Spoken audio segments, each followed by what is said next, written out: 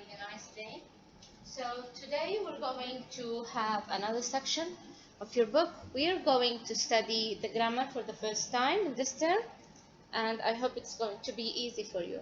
Now please open your books on page 8. It's going to be on page 8.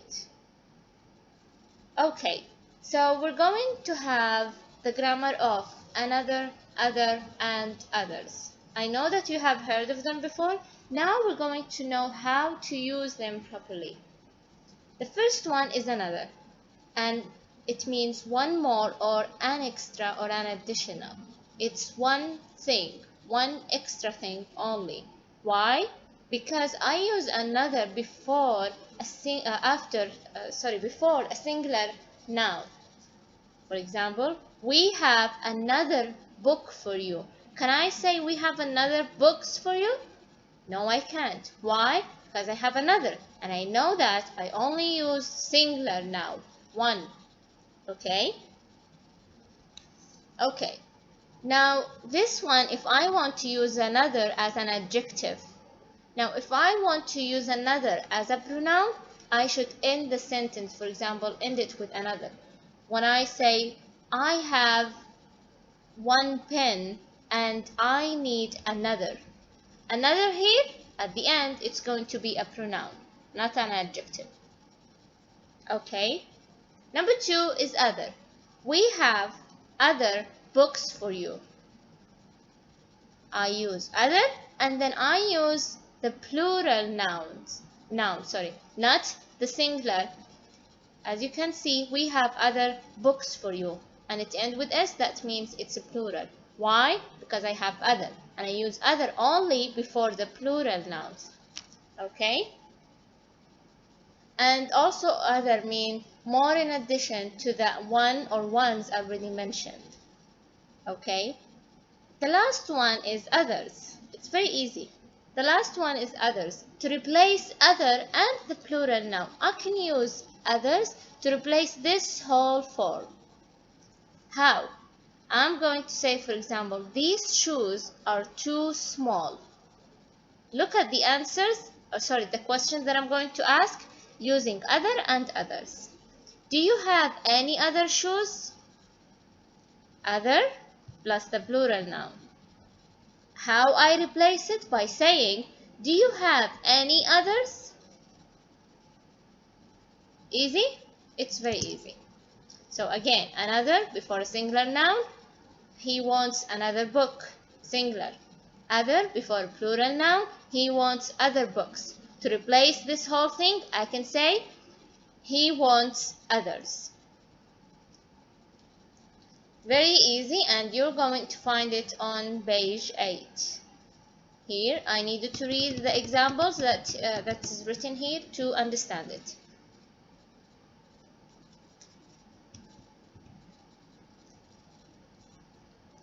Okay, now let's move on to the emphatic do. I use emphatic do, as you can see here, is usually used as an auxiliary in negative and question forms. For example, I don't study. Or in question forms, do you study? So I use do as an auxiliary verb of the simple present and the past tense. However, the auxiliary do can also be used before the infinitive in affirmative sentences, not negative, to add special emphasis, just to make an emphasis on what I'm saying, on the meaning that I'm saying. So, as for example here, I do enjoy his company. I can say I enjoy his company, simply. But because I want to emphasize the meaning, I'm going to say I do enjoy his company. He does like to talk. Okay? Another usage of do is we can also use emphatic do to show a contrast between expectations and reality. How? You didn't call me yesterday. This is the expectation. The reality, I did call you yesterday. We usually get along very well, but we do have arguments occasionally. So the expectation is that we usually get along, but the reality is that we do have arguments occasionally. Okay? As you can see, emphatic do is strongly emphasized in speech. Okay, now here you have symbol exercise. You're going to complete the sentence with other, others, and another, and I'm going to give it to you as a homework. Let's move on to the next one. You're going to read, now we have a different type of a question. Read each sentence, then use your own ideas to write a second one using other, others, and another. Look at the example. Some people are happy about the new shopping mall. To complete the sentence, he said, others are upset about it. So some people are happy, they like the mall, and other people, they are upset, meaning that they don't like it. He used what? Others, to replace some people. Many young people like to socialize on the internet. Simply to complete or to give me the contrast, others, they don't. Others don't. Simply. And you're going to complete the rest as we did here. Okay, I will give it also as a homework.